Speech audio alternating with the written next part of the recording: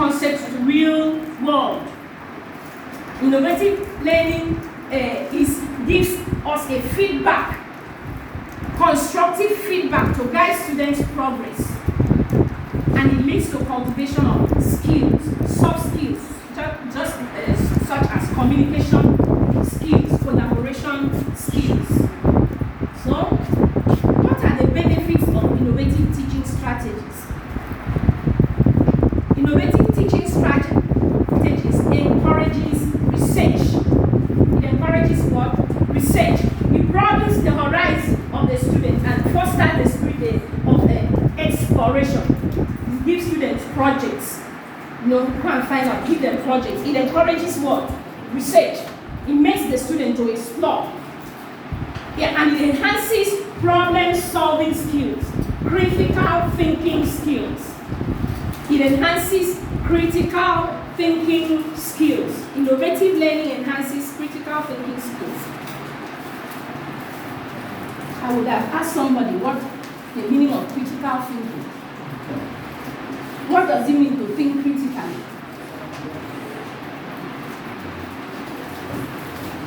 What does it mean to think critically? Critical thinking is a deviation from status quo. Yes. So innovative teaching strategies will make a student do what? To think, ponder, reflect. Those are one of the benefits of innovative thinking. It makes the child to do what? Brainstorm. So the basic skills that are needed in innovative lesson planning include observation. Includes what? Observation. Measurement. Measure. Classify. Classification. Inference. Prediction. Communication. Skills that emphasize the application of knowledge rather than the acquisition of what? Knowledge. Innovative skills that emphasize what? Application of what? Knowledge. Relevance of knowledge rather than rote learning. Give it to you, you regurgitate and give me back. No. Now we look at the meaning of lesson plan. Lesson plan. So that lesson plan is making an anticipatory decision that involves what you are going to teach, how you are going to teach, and with what you are going to teach, and how to evaluate the outcome of what you have taught. So planning before lesson is the hallmark of teaching. That lesson plan will enable you to select the subject matter, which is the content. A lesson plan will enable you to do what? Select the subject matter, enable you to determine the lesson objectives, and the means to achieve these objectives. The content that you will select will inform your learning activities so that the child will be able to interact with those learning activities that you have selected. So lesson plan involves all the carefully planned activities undertaken by a teacher, which he hopes will bring about systematic teaching to produce certain knowledge, certain skills, and attributes in the learners. It is the effort of the teacher at putting together what to teach the students, both at the general and specific levels. The idea of lesson plan gives the teacher ample guide. The lesson plan guides the teacher. The lesson plan gives the teacher direction towards the type and nature of instructional activities. Now, what are the activities that are involved in effective lesson plan? Identification of the learner. Identification of the learner. What do we mean by identifying the learner? Because sometimes we are given a lesson plan, or what is the implication of identification of the learners in lesson plan? You identify the learner, you start by what? The age of the learner, you put all those things. What else do you put? The gender. Now I want to ask us, why do I identify learners? What is the purpose of writing down all those things that we write? Age, sex, sometimes. Can you write that? Yes. Sex, the number in class. Why do we do it? We all teachers. So that you know the method to use in teaching the students. Yes, that is one. So that you know the method. That identification of the learners is more than knowing it goes beyond it. It's just like you are analyzing a situation. It's called needs assessment. It's a situational analysis. You know, teaching is a cycling process. And that identification will help you to select your content, the subject matter, first and foremost. So you identify, you diagnose. Those identifications just like diagnosing the learners. You go to a hospital, you tell people your symptoms. It's just you tell the doctor your symptoms. He carries out a diagnosis and then makes what? Prescription. So identifying the learners is like a situational, and I know you are identifying those factors, you are analyzing those factors so as to select your content, select your learning activities, select your learning experiences, which will lead you to what? To your evaluation. Evaluation is like a feedback. That feedback, you will go back again. With that feedback, you can plow it back again to understand where you have made mistakes and make necessary work for it. So it's a cyclic process. That's why you will do, and it's very important. Identification of what? The learners. So you identify the learners, the characteristics of the learners, the personality, the maturity level, the intellectual capacities. You identify their needs, you identify their interests and their capabilities. If you have a class of 40 students, 45 students, all those students from different socioeconomic background and what? Status. There are some that don't eat before coming to school. All those things. Identification of the learners. After identifying the learners, you formulate your instructional objectives. The instructional objectives are actually the learning outcomes. That's what you will use to evaluate your learning outcomes. So instructional objectives of the lesson are explicit statements which are what? Measurable, observable, measurable. Explicit what? Statements of objectives which are what? Observable and what? Measurable. The expected changes in the learner's behavior as a result of their teaching. These objectives will cover learning outcomes, we know, in the cognitive, the affective, and what? Psychomotor domains. The next thing after that is the identification and organization of your content. Say content are the subject matter, what will be taught. Content are the facts, content topics which make up these different disciplines. Content are ideas, content are generalizations, content are perceptions. What do you intend to teach? The subject matter. Then after the content, you specify the methods and your teaching techniques. After the method leads to specification of, after content, you have specification of the strategies and the techniques. So this is where your activity comes in. Methods or strategies of a series of teacher-directed activities which stimulate and motivate learners. Teacher-directed activity. That teacher-directed activity forms the learning experience of the child. I want to express that because that is where you actually plan the methods that you adopt. The method that you adopt, we have different methods, we are going to look at it. So the method are the techniques, series of teacher-directed activities which stimulate and motivate the learners to learn. They are a means of communication, they are a means of directing, conveying, and inculcating the values and the skills that will lead to what? Problem solving. Teacher-directed activities that will encourage competencies in the students. That comes under the specification of methods. From there, you move on to the selection of instructional media resources or teaching aids. Instructional resources, all forms of information carrying resources that will help to promote and encourage effective teaching and effective learning activities. Instructional materials enhance communication between the teacher and the learner. You already know that there are channels through which the teacher effectively transmits his message to the learner. From selection of instructional media, we go on to determine the sequence of instruction, the series of interactive activities involving the learner and the teacher, and the material geared towards the realization of the objectives of the lesson. That constitutes what? The sequence, the procedure. From there, after the procedure, you have presented the lesson, you go on to do your evaluation. Evaluation is carried out to ascertain the extent to which the instructional objectives have been attained. Oftentimes, we limit evaluation to the cognitive level or the cognitive domain. Evaluation should not be restricted to cognitive domain.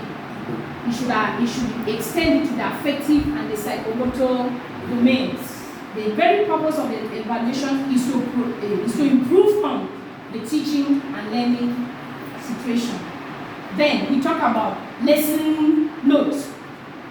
As the final stage of lesson planning is the writing of what? Lesson notes.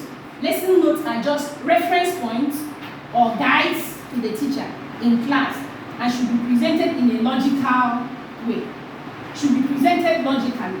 Sometimes it doesn't need to be very bulky. Oftentimes lesson notes should not be what? Very bulky.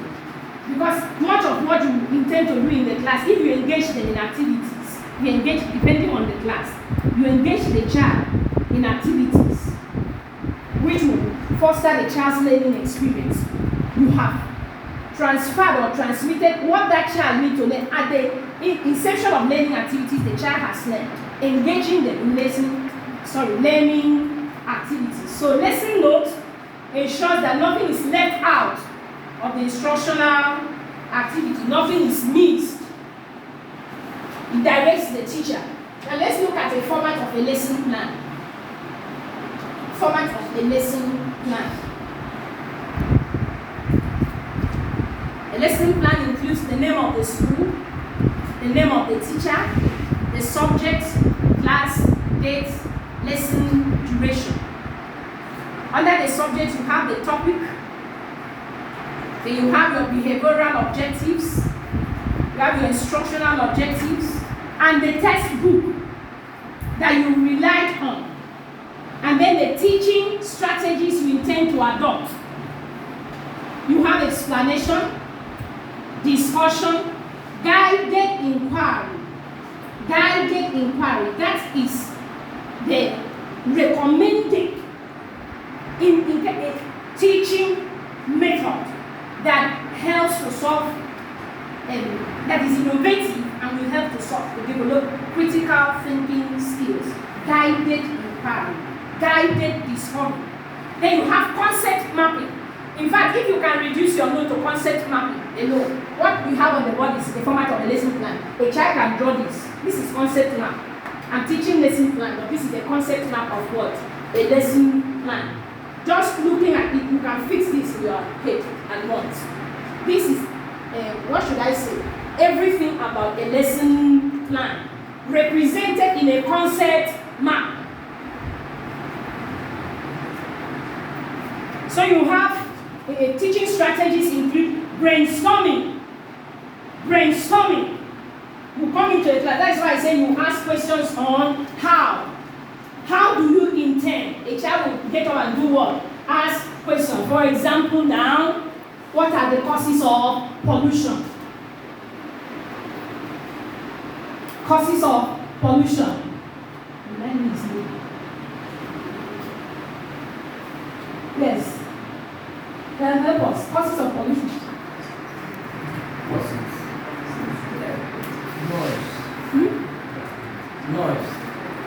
Noise. Yes, how does noise cause pollution? Yeah. Sitting behind you and two of them are, you know, that stopping my class. And you know, yeah. How does noise? effect of noise by students making noise in the class that can cause the pollution. Have I been able to get the attention? Yes. So we're talking about brainstorming. Brainstorming. Teaching strategies. Brainstorming. Experimentation. Field trip. Another one is role playing. We are talking about teaching, innovative teaching strategies that can help develop what? Critical thinking and problem solving skills. Lecture method is good, but role playing. You come into a class, pack the class, 3, 4, 5 sections. And this one you represent, particularly in a literature class, you represent so and so character. You represent so and so character. Act it out. You understand? That is what? Role playing. Or you take the role of a father. You play the role of what? A mother. Role playing, games, collaboration. Those are effective problem solving teaching methods that can actually lead to skill acquisition and can help the child to be critical with his thinking. Then I have a lesson plan here. A lesson plan. And this lesson plan is for JH3 class. The average age of the student is 11 years. The number of students is 45 students.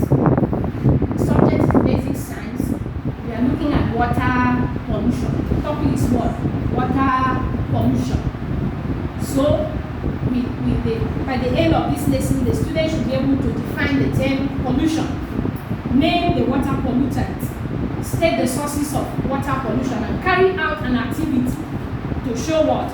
Water pollution, and explain how this pollution can be controlled.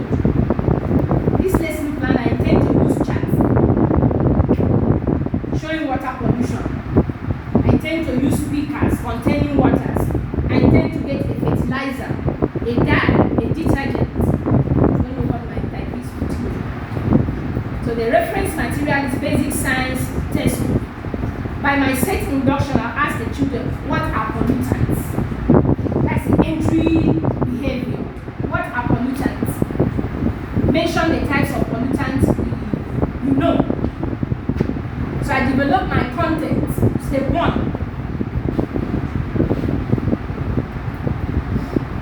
I do the introduction.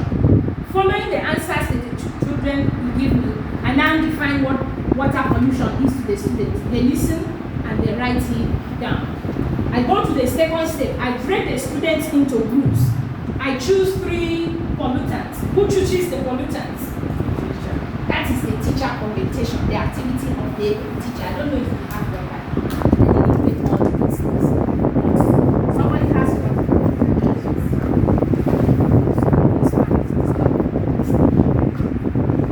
You can break it.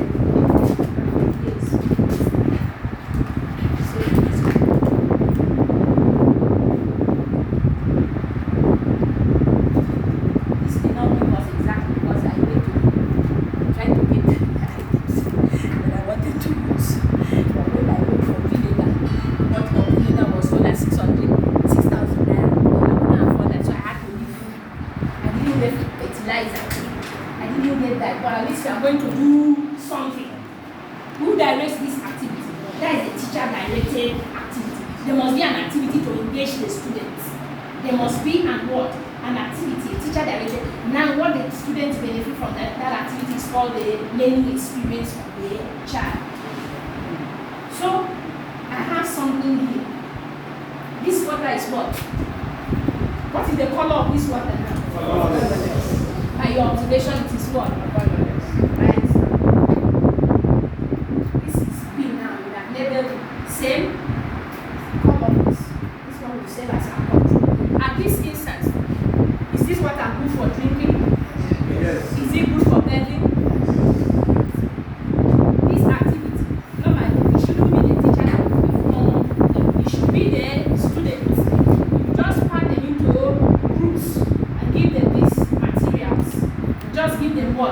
Instructions, they engage by themselves. They have carried out what? An water is what? Colorless. Then you ask them.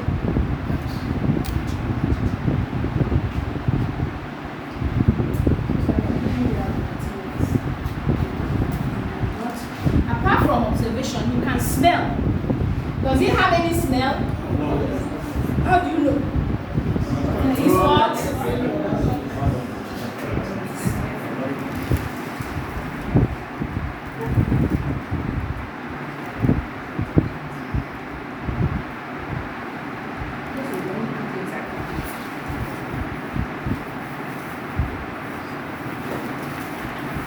So the next thing the child will do is to do what? To observe. After adding these items, the child does what?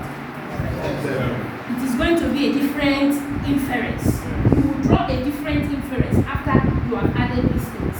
Who will write out the inference? It is the child. Has he engaged in an activity? Yes. From that activity, he gathers what? An experience.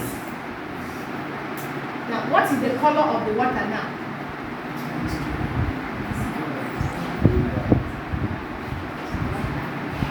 It has changed color.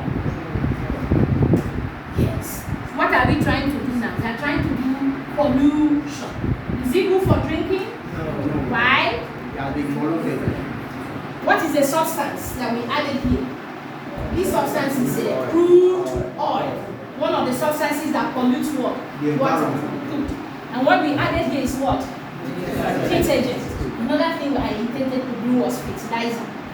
All those are what? Chemicals that can do what? Pollute water. At this stage, this water is no longer good for what? Drinking. It's not even good for what? Bathing. Then there's another thing that we have added here, which is what? Vinegar. That vinegar would have given us a smell. You know? So how do you know a water that is polluted? It changes, it is what? It has an odor. That is what we're intending to, you know, and taste. It has odor, it has what?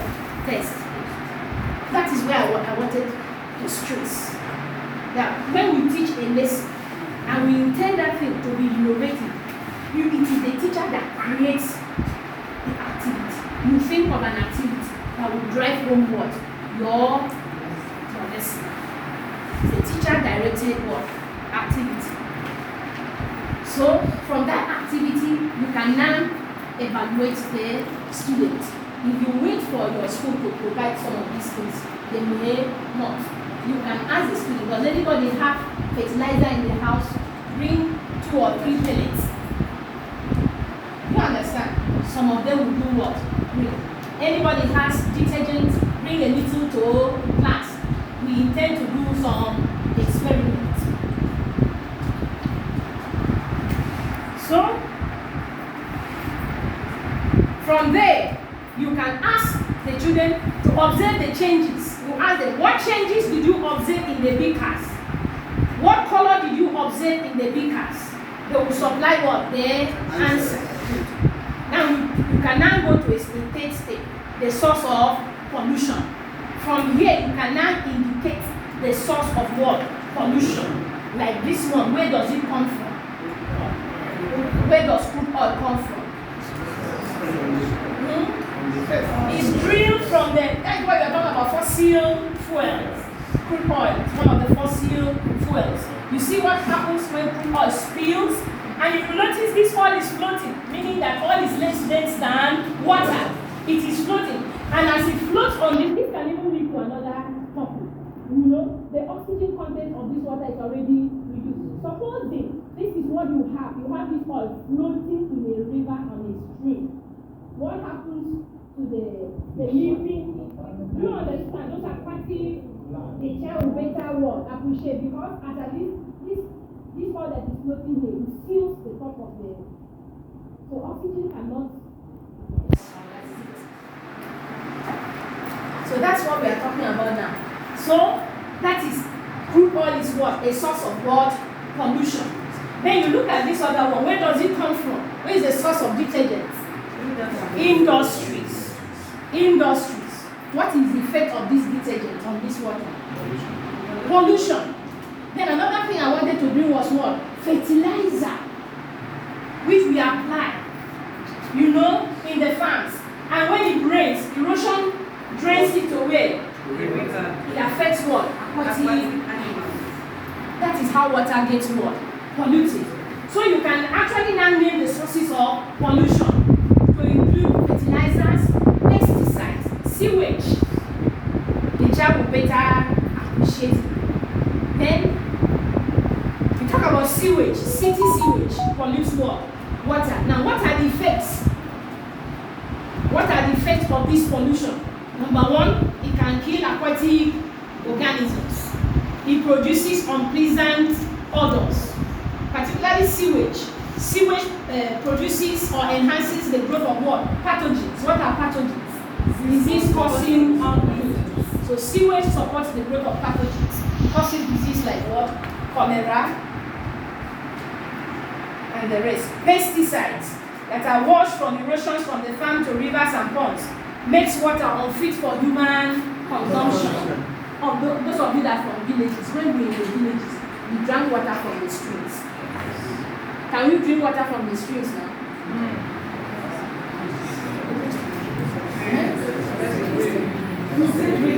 You have to drink the water. So you have chemical waste, industrial ships. These chemical waste, these ones, if it accumulates in the human body, it becomes what? Toxic. At a certain level, it becomes what? Toxic. Like all this lead battery that we are using, the other lead battery. You know, the time phones was carrying those other, what do you call it? This one is inbuilt now. But we had the other batteries. Those are yes, dry cells batteries. Those are lead batteries. And they are very toxic. They contain what? Mercury and lead. Mercury and lead are what? Elements. So that. Then you have physics. Physics from human produces unpleasant odor. Then you have crude oil spillage. Now, from tankers, oil driving, loading and unloading of tankers. It affects, that one affects what? Food chain. So then you can move on from there to how can we control pollution? If you ask the student, they'll give you a whole lot of what? Answers. Now knowing that these things have effects on the ecosystem, how can we control pollution?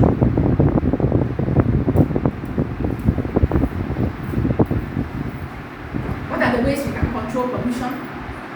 Through enlightenment, yes. Speak out. To stop all spillage. Yes. But before you get to the step of stopping all spillage, people need to be what? Enlightened. People need to be enlightened. So you carry out a public enlightenment program. And then the siting of what? Industries. Industries should be sited far away from what? Residential areas. From what we have done so far, you can evaluate the students. If we had all those materials here, which are your instructional materials, at least at that level, you can evaluate the students. You have engaged them in a sort of what? Activity, which that activity informs their learning experience. And that activity can actually cause a child to do what? Think. How can we stop this? He will acquire a skill on how this can be. The child will learn think. How can we stop this? Do you understand? Critical what? Thinking. It will resonate in that child. If this is what is happening, how can we stop this? It can even enlighten the parents when he reaches the house. So I want to talk about critical thinking. Critical thinking is the ability to use information to solve problems. The ability, that's what we mean by critical thinking. The ability to use the information you have acquired to solve what? A problem. The ability to use information to analyze an argument, to negotiate issues and make predictions. That is what critical thinking is all about. Critical thinking. It is a skill that is gotten from what? A teaching, presentation of your lesson, from your lesson plan. The lesson plan that a teacher develops should be able to give that child an ability to deviate from status quo and think on how to do what? Solve a problem. That's what we mean by critical thinking. So, in conclusion, effective lesson plan to inculcate creative environmental solving skills entails a lesson plan by the teacher that ensures that meaningful objectives are written in behavioral terms. Meaningful objectives written in behavioral terms, and then guide the child to acquire information from parts to whole. From what the child knows to what the child does not know. From a simple complex to what? Complex. From simple to complex. That's the sequence. You should take that sequence. So the competent teacher should demonstrate mastery in lesson planning. Lesson planning will involve decision making. It will make the teacher to sit down and do what? Do some thinking on how to engage the students to inculcate critical skills in the learner. Now, what do we recommend? How do we get to this level? Teachers need in-service programs. Teachers need to be updated. Before you talk about reviewing the curriculum, the planning of the curriculum is not necessarily the work of the teacher. It's the work of the government. The government that plans the curriculum and the teacher implements the curriculum. But for at our level now, in-service programs, get yourself updated. Knowledge is not static. Knowledge is what? Dynamic. So teachers need to be updated.